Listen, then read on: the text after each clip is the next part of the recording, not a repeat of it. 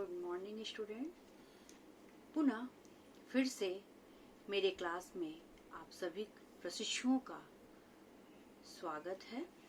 Course 2 के अंतर्गत BEd first year के लिए हमने विभिन्न आयोगों को वीडियो के माध्यम से आपके लिए प्रस्तुत किया है। आशा है कि आप लोगों को विभिन्न आयोग समझ में आ गया होगा। आज हम एक नए टॉपिक के साथ आपसे फिर आपके सामने पुनः फिर उपस्थित हो रहे हैं। वह शीर्षक है हमारे विषय वस्तु के अंतर्गत वैश्वीकरण। वैश्वीकरण को आज हम लेकर चलेंगे। वैसे तो वैश्वीकरण शब्द की उत्पत्ति विश्व शब्द से हुई है। आज संपूर्ण विश्व एक गांव बन गया है ना। तो वैश्वीकरण ये पूरा विश्व जो है हमारा वैश्वीकरण बन चुका है। इससे सदैव एक देश को दूसरे देश से जोड़ा जाएगा। भौगोलिक दृष्टि से दूर दूर के क्षेत्रों में रहने वाले उत्पादकों, उपभोक्ताओं तथा वितरणों को जोड़ने का काम व्यापार किया है। अधिकांश देशों के बीच सामाजिक सांस्कृतिक दूरी कम होती जा रही है। इसी से पता चल रहा है कि विश्व एक छोटा गांव के रूप में क्या हो गया, परिणत हो गया, जो हमारे दैनिक जीवन को आए दिन क्या कर रही है, प्रभावित कर रही है। खान पान, रहन सहन, पहनावा, ओढ़ावा, शिक्षा के क्षेत्र में अभिवादन करने के ढंग इत्यादि अधिकारों के प्रति जागरूकता एवं पिछड़े वर्ग को भी समाज में स्थान दिया गया। धीरे धीरे विलासितापूर्ण जीवन व्यतीत सजातीय समूह के बीच कम दूरी होती चली जा रही है। इससे सजातीय समूह समानता लोगों के बीच क्या हो जा रही है, समानता पैदा होने लगी है। इंटरनेट, फैक्स और मोबाइल के द्वारा कुछ ही पलों में हम दुनिया भर के कुछ भी संदेश और सूचना को प्राप्त कर सकते। इन सब के पीछे क्या हमारा उद्देश्य है, ग्लोबलाइजेशन, वैश्वीकरण। आज जो हम आपके लिए जो ये शिक्षा के संबंध में वीडियो के माध्यम से जो प्रस्तुत भी कर रहे हैं, उसके अंतर्गत भी ये वैश्वीकरण की ही देन है, जो आज कोरोना के कारण हम आपको घर बैठे शिक्षा दे रहे हैं और आप उससे लाभ उन्नत उठा रहे हैं। वो भी हमारा ये क्या है, वैश्वीकरण का ही परिणाम है। चलिए आज हम देखते हैं कि वैश्वीकरण के अंतर्गत हम क्या क्या जानेंगे। वैश्वीकरण का अर्थ एवं परिभाषा, वैश्वीकरण के आयाम मीन्स माप, इसको हम कैसे माप सकते हैं। समाज में भूमंडलीकरण के कारण आए दिन क्या परिवर्तन, किन किन क्षेत्रों में परिवर्तन हो रहे हैं। वैश्वीकरण के संदर्भ में शिक्षा के लिए क्या उद्देश्य है, ठीक है। तो आगे आज हम चलते हैं। वैश्वीकरण का क्या मीनिंग है, क्या इन विभिन्न विद्वानों ने इसके लिए क्या क्या डिफिनेशन दिए हैं, वो हम देखेंगे। भारत में सामाजिक परिवर्तन का एक नया क्षेत्र भूमंडलीकरण की ही प्रक्रिया है। यह विकास की एक नई प्रक्रिया है जिसे हमारे देश में सन 1985 के बाद विशेष प्रोत्साहन मिलने लगा। कब मिलने लगा, 1985 के बाद विशेष प्रोत्साहन बढ़ावा मिलने लगा। शाब्दिक रूप से जब आर्थिक और सामाजिक स्तर पर विश्व के बहुत से देश एक देश से दूसरे जुड़ने लगे, तब इस प्रक्रिया को हम क्या कहेंगे, भूमंडलीकरण। और इसी प्रक्रिया का दूसरा नाम भी क्या है, वैश्वीकरण। एग्जाम में प्राय पूछे जाते हैं भूमंडलीकरण और वैश्वीकरण, तो कंफ्यूज नहीं होना, दोनों एक ही चीज है, ठीक है। उसे भिन्न भिन्न नामों से पुकारा गया। 21वीं शताब्दी में सामाजिक परिवर्तन एवं विषयक व्याख्या इसके बिना क्या है, अधूरा है। इसके प्रभाव सकारात्मक एवं नकारात्मक दोनों रूप में परिलक्षित हो रहे हैं। ठीक है, कुछ सकारात्मक भी है, कुछ नकारात्मक। जैसे देखा जाए तो अभी इंटरनेट के माध्यम से अगर बच्चे को पढ़ाया जा रहा है तो पता चल रहा है क्या, विभिन्न डॉक्टरों ने क्या दिया कि आंखों पर बच्चों का बहुत बड़ा इफेक्ट पड़ता है इंटरनेट के माध्यम से, तो इसको रोका जाए। और कहीं क्या है, इस शिक्षा का माध्यम बहुत सतर्कता से साथ उठाया जा रहा है, फायदा ले रहे हैं। तो मेरिट और डिमेरिट हर चीज में हमेशा बना रहता है। ठीक है, आज की दुनिया में अन्योन्याश्रिता तथा पारस्परिकता क्या हो गई है, बढ़ गई है। अर्थात सूचनाओं, विचारों, तकनीकी वस्तुओं, पूंजी वित्त तथा लोगों की देश की सीमाओं से बाहर प्रवाह करना, ताकि वैश्विक लोग एक कड़ी के रूप में क्या हो जाए, बंध जाए, आपस में एक दूसरे से विचार, भावनाओं, तकनीकी चीजों से क्या हो, एक दूसरे के देश की सीमाओं से जुड़े रहें, ताकि हम क्या करें, वैश्वीकरण की कड़ी को बांधे रखें और उससे लाभान्वित हो। चलिए, meaning and definition of globalization हम देखते हैं। वैश्वीकरण को अंग्रेजी भाषा में क्या बोलते हैं, ग्लोबलाइजेशन कहा जाता है। ग्लोबलाइजेशन की यह शब्दावली किससे ली गई है, ग्लोब से ली गई है। ग्लोब यानी कि पृथ्वी के छोटे नमूने को कहा जाता है, जिसमें पृथ्वी का प्राकृतिक एवं भौगोलिक चित्रण देखने को मिलता है। ग्लोब में राष्ट्रों की सीमाएं गौण हो जाती हैं, है ना, और राष्ट्रों की सीमाओं को जानने के लिए हम मानचित्र या मैप का अध्ययन करते हैं। वैश्वीकरण के जानने के लिए मानचित्र और ग्लोब के अंतर को जानना बहुत आवश्यक है। ठीक है, मानचित्र क्या कर रहा है, राष्ट्रों की विभिन्न प्रकार की राजनीतिक सीमाएं को प्रदर्शित करता है। और ग्लोब के अध्ययन से एक विश्वव्यापी दृष्टिकोण विकसित होने में क्या होती है, सहायता मिलती है। दूसरे इसमें कहा गया है वसुदैव कुटुंबकम, है ना। ग्लोब में ये जो ग्लोबलाइजेशन है उसको संबोधित किसके द्वारा किया गया है, वसुदैव कुटुंबकम में निहित प्रेम, है ना, सम्मान एवं विश्व कल्याण की भावना नहीं है। इसकी पृष्ठभूमि में सर्वे भवन्तु सुखिनः, सर्वे सन्तु निरामया, प्राय हम ये कॉलेज में ये प्रे करते हैं, सर्वे भद्राणि पश्यन्तु माँ कश्चित् दुख भाग भवेत् का भाव नहीं है। इसका अर्थ क्या है, सबके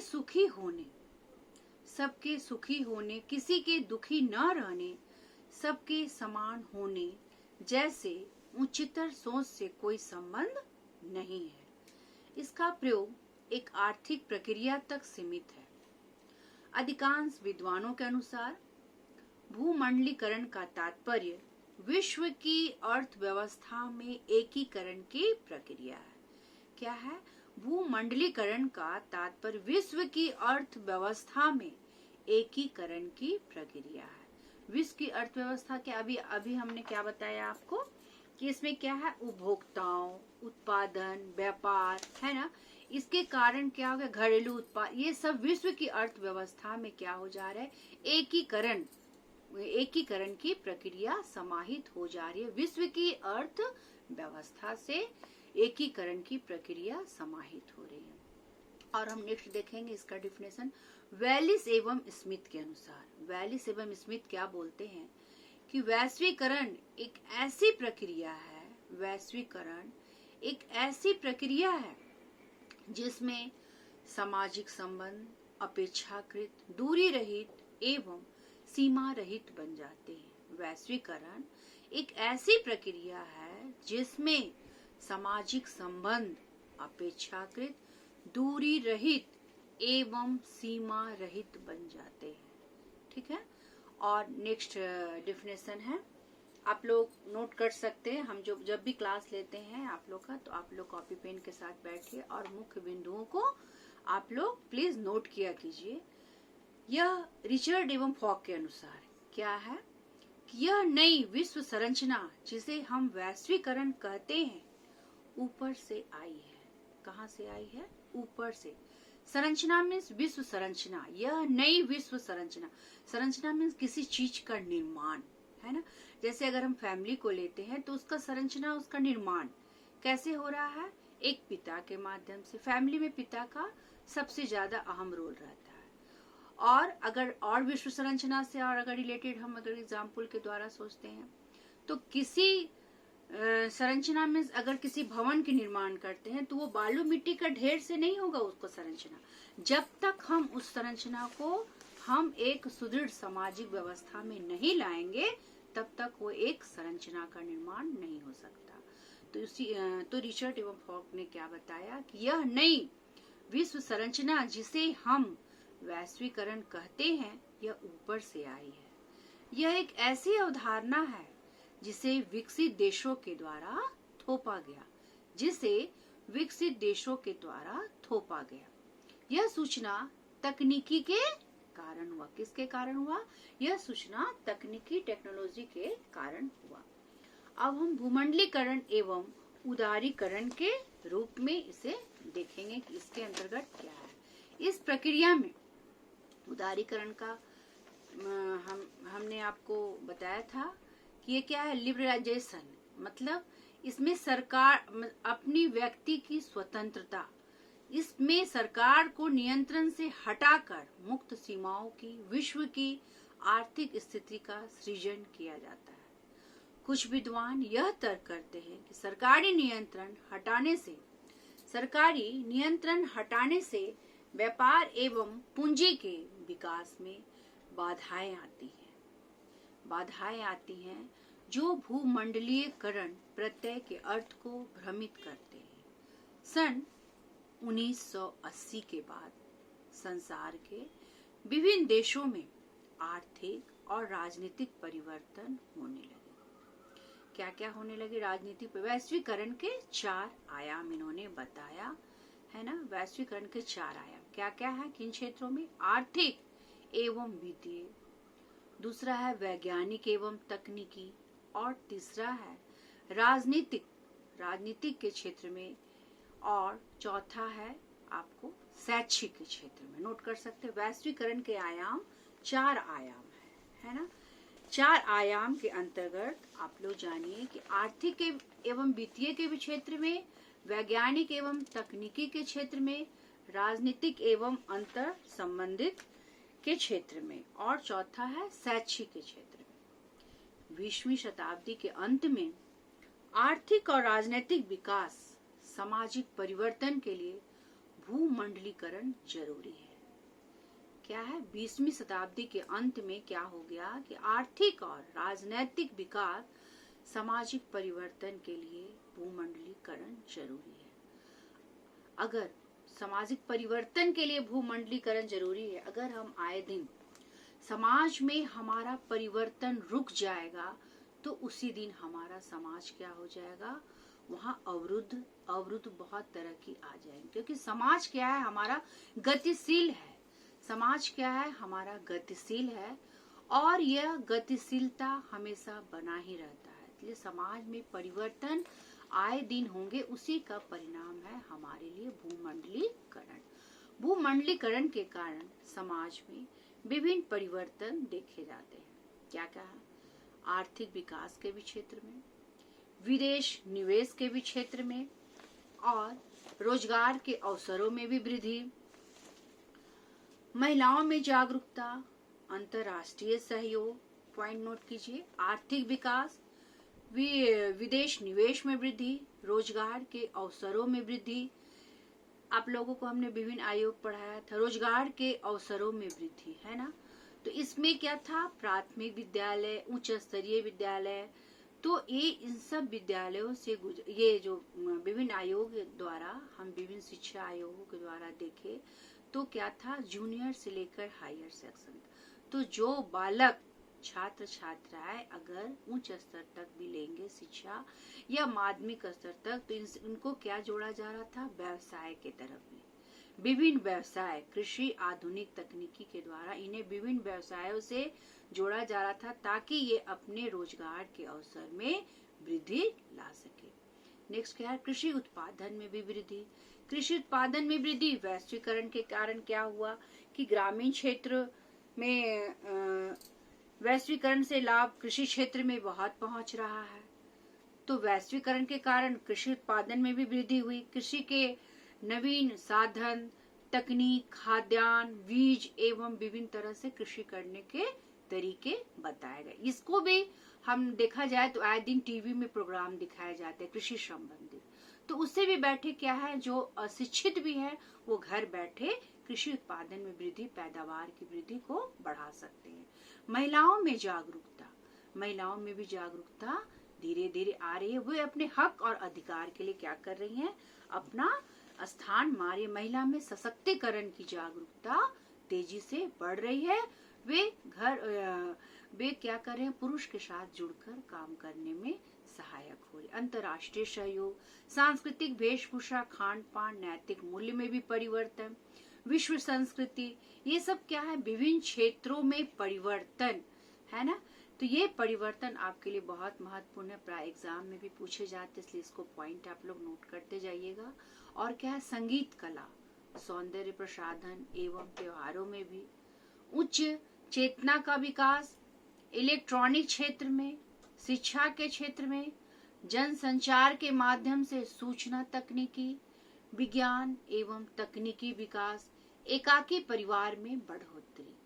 उच्च क्या है, संगीत कला, सौंदर्य प्रसाधन एवं त्योहार, उच्च चेतना का विकास, इलेक्ट्रॉनिक क्षेत्र में, शिक्षा के क्षेत्र में, जनसंचार के माध्यम से सूचना तकनीकी, विज्ञान एवं तकनीकी का विकास, एकाकी परिवार में बढ़ोतरी। वैश्वीकरण के क्या हो गया कि जो एक देश से दूसरे देश लोग जाने लगे, तो संयुक्त परिवार का क्या हो गया, विघटन हो गया। पहले लोग ज्वाइंट फैमिली में ज्यादा रहते थे, अब धीरे धीरे काम के क्षेत्र में लोग बढ़े और इस महिलाएं भी काम करने लगी, तो एकाकी परिवार में क्या आ गया, वैश्वीकरण के कारण क्या परिवर्तन देखे, एकाकी परिवार में बढ़ोतरी हो गई, मीन्स इसकी संख्या बढ़ गई। अब आगे और क्या देखते हैं हम लोग, विश्व की बदलती हुई रेखा के दृष्टिकोण से सभी क्षेत्रों में नए परिवर्तन। विश्व की बदलती हुई रेखा के दृष्टिकोण से सभी क्षेत्रों में नए परिवर्तन हो रहे हैं। शिक्षा प्रणाली के साथ संपर्क, आत्मनिर्भरता एवं अंतर्राष्ट्रीय राष्ट्रीय विकास स्तरों के लक्ष्यों को प्राप्त करने में सहायता करेगा। फ्रैंक ने 2002 में एक सूत्र दिया है, निजीकरण प्लस नियमों रहित प्लस भूमंडलीकरण इक्वल टू क्या हो रहा है, पूंजीवादी इक्वल टू मीन्स खुश रहना। निजीकरण आ गया, सूत्र है फ्रैंक का, वैश्वीकरण के माध्यम से निजीकरण, नियमों रहित, इसमें क्या आ गया, नियमों रहित, उदारीकरण है ना। निजीकरण प्लस नियमों रहित प्लस भूमंडलीकरण, पूंजीवादी आ गया वर्ग, तो हम क्या हो गए, इस क्षेत्र में खुश रहना या खुश होना। विश्व में पूंजीवाद ने अधिक चुनौतियां उत्पन्न की। पूंजीवादी ने क्या किया, अधिक चुनौतियां उत्पन्न की। अमीर एवं गरीब के मध्य खाई क्या हो गई, बढ़ती जा रही है। भूमंडलीकरण के पूंजीवाद का ही प्रभाव है। विश्व की सबसे धनी व संपन्न देश स्विट्जरलैंड और सबसे गरीब देश मुंजाबिक, क्या है, गरीब देश मुंजाबिक है। सभी विकसित और विकासशील देशों में दूसरे देशों के लोगों का आना जाना बढ़ रहा है। इसी प्रक्रिया का नाम क्या है, भूमंडलीकरण है ना। यहाँ तक आप लोग उम्मीद करते हैं भूमंडलीकरण का कॉन्सेप्ट आप लोग समझ गए होंगे एवं उससे विभिन्न परिवर्तन समझ गए। अब हम लोग आते हैं वैश्वीकरण व शिक्षा, ग्लोबलाइजेशन एंड एजुकेशन है क्या, किन किन क्षेत्रों में इन्होंने बढ़ावा दिया। यूं तो वैश्वीकरण आर्थिक सुधारों से जुड़ी प्रक्रिया है, लेकिन अब यह महसूस किया जाने लगा कि शिक्षा भी आर्थिक महत्व का विषय है ना। बोला गया है कि शिक्षा क्या है, एक विनियोग है, और आर्थिक क्या मीन्स जहाँ जिस शिक्षा में हम ज्यादा पूंजी लगाएंगे वह शिक्षा क्या होगा, हमारे लिए सफल होगा और रोजगार में वृद्धि आएगी और अच्छी हमारी उससे क्या होगी, हमें अच्छी नौकरी की तरफ मेरा पदार्पण होगा। यही कारण है कि 2002 में विश्व बैंक व अंतर्राष्ट्रीय मुद्रा कोष की सालाना बैठक में सबके लिए शिक्षा को आर्थिक मुद्दा मानकर इस विषय पर विचार के लिए विशेष सत्र का आयोजन किया। क्या किया, सबके लिए शिक्षा को आर्थिक मुद्दा मानकर इस विषय पर विचार के लिए विशेष सत्र का आयोजन किया गया। वैश्वीकरण की इस प्रक्रिया ने हमारी शिक्षा के समक्ष अनेक चुनौतियां खड़ी कर दी हैं, जिनमें से कुछ मुख्य निम्नलिखित है। अनेक चुनौतियां क्या क्या हैं आप लोग नोट कर सकते हैं। शैक्षिक उद्देश्यों व लक्ष्यों का पुनः निर्धारण, शैक्षिक उद्देश्यों व लक्ष्यों का पुनः निर्धारण। दूसरा, पाठ्यक्रम का पुनः निर्धारण। कहने का तात्पर्य जैसे ही वैश्वीकरण आया तो हमारा पाठ्यक्रम में है ना लचीलापन या विभिन्न पाठ्यक्रम आए दिन अगर हमें विषय वस्तु ये पाठ्यक्रम में अगर चेंज नहीं होगा तो हम नए नए विषय को समझ नहीं पाएंगे। उन्हें हमें क्या करना है, केंद्रित बनाना है। तीसरा क्या है, शिक्षण विधियां, जो आज आप देख रहे हैं टेक्निक के माध्यम से, तो शिक्षण विधियां में भी बदलाव आया, शिक्षा का माध्यम में भी बदलाव आया। ये सब वैश्वीकरण की चुनौतियां हैं। अध्यापक शिक्षा में भी बदलाव आया, जो आज हम आपको घर बैठे लाभान्वित कर रहे हैं। तो शैक्षिक उद्देश्य व लक्ष्यों का पुनर्निर्धारण क्या था, इसके अंतर्गत भी निम्नलिखित उद्देश्य को ध्यान दिया जा रहा था। पहला पॉइंट के अंतर्गत हम ए को लेते हैं कि क्या है शैक्षिक उद्देश्य व लक्ष्यों का पुनर्निर्धारण। इसके अंतर्गत क्या किया गया, पहला कि विश्व नागरिकता का विकास, है ना, विश्व नागरिकता का विकास किया जाए।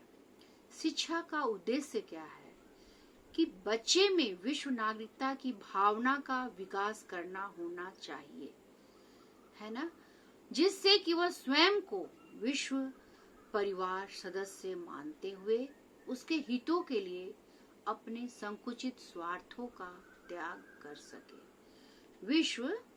वह स्वयं को क्या करे, विश्व परिवार सदस्य को मानते हुए सबके हितों में सबके भलाई के लिए अपने संकुचित स्वार्थों का त्याग कर सके। दूसरा क्या है, आधुनिकीकरण। वैश्वीकरण के कारण आज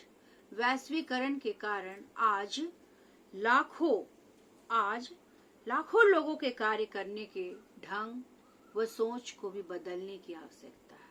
आज है ना क्या हो गई, सबके वैश्वीकरण के कारण आज लोगों के कार्य करने के ढंग वह सोच लोगों में बदलने लगी। हमारे परंपरागत लघु उद्योग विश्व बाजार में प्रतिस्पर्धा कर सके, इसके लिए हमें पुरानी तकनीकी को छोड़कर क्या होने लगी, नवीन तकनीकी को अपनाना हो गया। कहने का तात्पर्य जो काम लघु उद्योग में 20 मजदूर मिलकर अगर कर रहे हैं तो आधुनिकीकरण के कारण क्या हो गया, नवीन तकनीकी के कारण अगर मशीन और उद्योग धंधे से अगर रिलेटेड हो गया तो वहाँ कम ही व्यक्ति में क्या हो गया, काम को सुचारू रूप से किया जाने लगा। इससे यहाँ पर क्या आ गई, बेरोजगारियां बढ़ गई। तो डिमेरिट दिखा है ना। तो नवीन तकनीकों को अपनाना होगा। थर्ड क्या है, शाश्वत मूल्यों का विकास। शाश्वत मूल्यों का विकास करना चाहिए ताकि वे वैश्वीकरण के इस दौर से अपनी अलग अलग पहचान बना सके। आधुनिकीकरण का यह अर्थ नहीं कि हम अपनी जड़ों से ही कट जाएं, है ना। हमें अपने शाश्वत मूल्य, नैतिक मूल्य, आध्यात्मिक मूल्य, ये सब क्या करना है, बच्चे का इससे सर्वांगीण विकास करना है, जो कि वैश्वीकरण के इस दौर में वे क्या करे, अपनी अलग पहचान बना सके। और आधुनिकीकरण तो है ही अपनी जगह, लेकिन हम क्या करें, अपनी पुरानी चीजों को, शाश्वत मूल्यों के विकास को हम नष्ट ना करें। नेक्स्ट है व्यावसायिक कुशलता का विकास। शिक्षा का उद्देश्य छात्रों में व्यावसायिक कुशलता का विकास करना भी होना चाहिए। बच्चों में सोचने, निर्णय लेने, समस्या समाधान, क्या क्या करने, बच्चों में सोचने, निर्णय लेने, समस्या का समाधान करने तथा सीखना, सीखने योग्य बनने की क्षमता को पैदा करना, है ना। इन सब चीजों को क्या करना चाहिए, हमें व्यवसायिक कुशलता के अंतर्गत रखना है। नेक्स्ट क्या है, करना होगा कि बच्चों को सृजनात्मक क्षमताओं का विकास कर सके। वैश्वीकरण से उत्पन्न एक शैक्षिक चुनौती है कि ज्ञान के साथ साथ कौशलों का विकास पर ध्यान देने की आवश्यकता है। ये किसके द्वारा है, कुमारी लतिका मिश्रा के द्वारा क्या कहा गया कि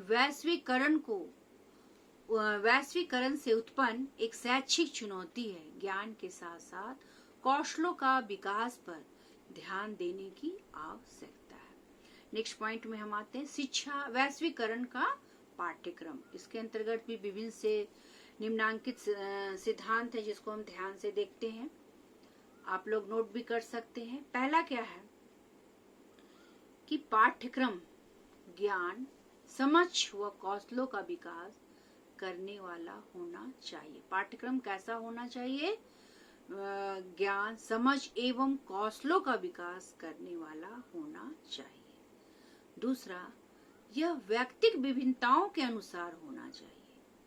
व्यक्ति विभिन्नताओं के अनुसार मीन्स क्यों, क्योंकि सभी व्यक्तियों की क्या रहती है, सभी व्यक्तियों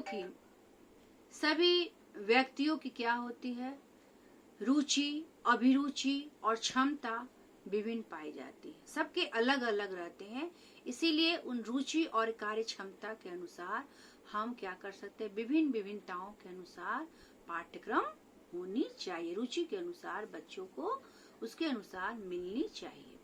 यह बच्चों में, थर्ड है, यह बच्चों में अपेक्षित मूल्यों व दृष्टिकोण का विकास करने में सहायक हो।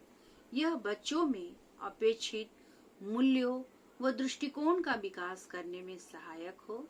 और फोर्थ क्या है, यह आधुनिकतम व परंपरा में समन्वय स्थापित करने में सहायक हो।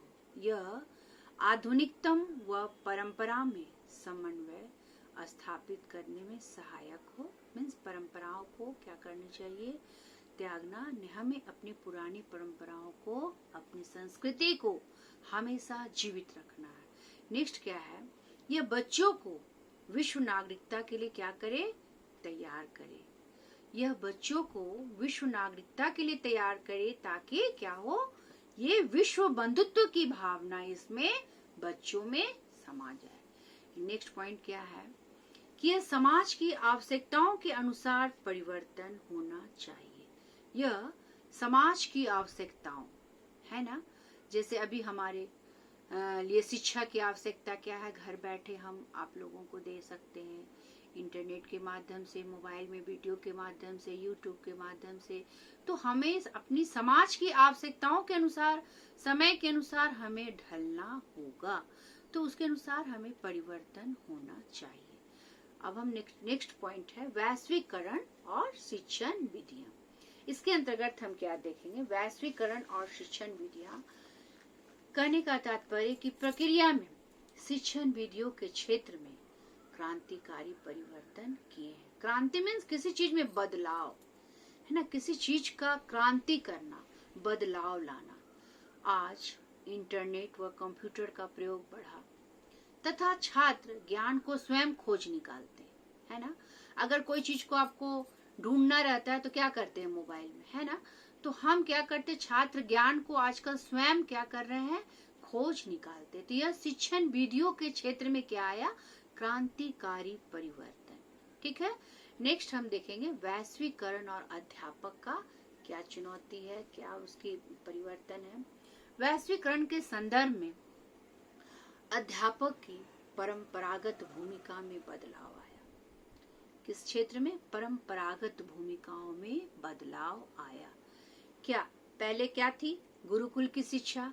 छात्र क्या करते थे, गुरुकुल की शिक्षा में जाकर स्वयं गुरुकुल में गुरु की सेवा करना, उनके अनुसार वहाँ पूरा वो आश्रम में उन सारे उनके जितने जितने भी उनके जरूरत की चीजें हैं अध्यापक की, वो उनको जुगाड़ करते थे, वहीं जाकर वो शिक्षा ग्रहण करते थे। तो ये धीरे धीरे क्या आया, अध्यापक की परंपरागत भूमिका में बदलाव आया। अब उसे प्रेरक और मार्गदर्शक के रूप में देखा जा रहा है। यह ज्ञान के विकास के साथ जोड़े तथा शिक्षण की नवीन विधियों से अवगत हो, है ना। यह ज्ञान के विकास के साथ जोड़े तथा शिक्षण की नवीन विधियों से अवगत हो। नवीन विधियां में क्या क्या, कंप्यूटर, प्रोजेक्टर के माध्यम से आदि का भी प्रयोग करने में निपुण हो रहे हैं। 21वीं शताब्दी में अध्यापकों की भूमिका की चर्चा करते हुए कहा गया, उनके समक्ष अनेक चुनौतियां हैं, जैसे सांस्कृतिक राष्ट्रीय पहचान बनाए रहते हुए वैश्वीकृत विश्व नागरिकता का विकास करना, आधुनिकीकरण परंपरा से समन्वय बनाए रखना। अब हम आगे देखें कि वैश्वीकरण का शिक्षा पर प्रभाव क्या पड़ा। हमने बताया था आगे, वैश्वीकरण के अंतर्गत क्या है, इसमें सकारात्मक प्रभाव में भी है और नकारात्मक, मेरिट और डिमेरिट दोनों है। तो पिछले एक दशक से भारत में वैश्वीकरण की प्रक्रिया ने भारतीय अर्थव्यवस्था तथा भारतीय समाज व शिक्षा पर दूरगामी प्रभाव डाले। तथापि वैश्वीकरण की प्रक्रिया ने शिक्षा के क्षेत्र को सकारात्मक और नकारात्मक दोनों प्रकार से प्रभावित किया। तो हम आगे देखते हैं वैश्वीकरण के सकारात्मक प्रभाव क्या क्या पड़े। ठीक है, तो पहला, वैश्वीकरण के प्रभाव से देश में क्या हो गई, साक्षरता का स्तर उन्नत हुआ। वैश्वीकरण के प्रभाव से देश में साक्षरता का स्तर उन्नत हुआ। जैसे हमने पिछले अभी थोड़ी देर पहले क्या बताया, इसके लिए क्या किया गया, सबके लिए शिक्षा, मीन्स हर वर्ग को, और हर वर्ग के लोग इस शिक्षा को पा सकते हैं। उसके लिए हमने आपको पहले वीडियो में भी दिखाया, सर्व शिक्षा अभियान। हर वर्ग के लोग, वंचित वर्ग, अल्पसंख्यक वर्ग, सारे लोग क्या कर रहे हैं, साक्षरता का फायदा। वैश्वीकरण के प्रभाव से साक्षरता का स्तर क्या हो गया, उन्नत हो गया, प्रभावशील हो गया, तथा देश में शिक्षा सुविधाओं में अधिक वृद्धि हुई। यह वृद्धि छात्रों की संख्या, स्कूलों एवं कॉलेजों की संख्या सभी में स्पष्टता देखी जा सकती है। क्या देखी जा सकती है, यह जो छात्रों की जो संख्या है स्कूलों में आए दिन बढ़ रहे हैं, इसको हम क्या कर सकते हैं, शिक्षा के माध्यम से क्या हो रही है, कॉलेज में संख्या और स्कूलों में संख्या आए दिन वैश्वीकरण के कारण बढ़ती दिख रही है, बढ़ोतरी संख्या हो रही है। दूसरा क्या है कि प्रति व्यक्ति आय में भी वृद्धि हो रही है तथा स्वास्थ्य सुविधाओं में भी अधिक विस्तार हो रहा है ना। स्वास्थ्य सुविधाओं में विभिन्न सरकारी अस्पताल खुल गए, एक से एक हॉस्पिटल का निर्माण हो गया, और उसी हिसाब से लोगों की आय में भी वृद्धि हो रही है, और वो स्वास्थ्य एवं शिक्षा के क्षेत्र में, सुविधाओं के भी क्षेत्र में वे अपने क्या कर रहे हैं, प्रति व्यक्ति आय का वहां पर वो लोग उपयोग कर रहे हैं। तो विदेशी मुद्रा के भंडार में, निर्यात में भी वृद्धि हो रही है तथा प्रौद्योगिकी के स्तर का उन्नयन हुआ है। प्रौद्योगिकी के स्तर का उन्नयन मीन्स यहाँ हम विभिन्न उद्योग धंधे से लेंगे रिलेटेड कि आए दिन विभिन्न उद्योग धंधा और क्या हो रहा है, उन्नत होते जा रहे हैं, और प्रगतिशील होने के कारण हम क्या देख रहे हैं, इसमें आयात और निर्यात में भी वृद्धि पाई जा रही है। विश्व वृद्धि, आप देखेंगे विश्व बैंक बुलेटिन अप्रैल जून 2001 की रिपोर्ट के अनुसार वैश्वीकरण से विकासशील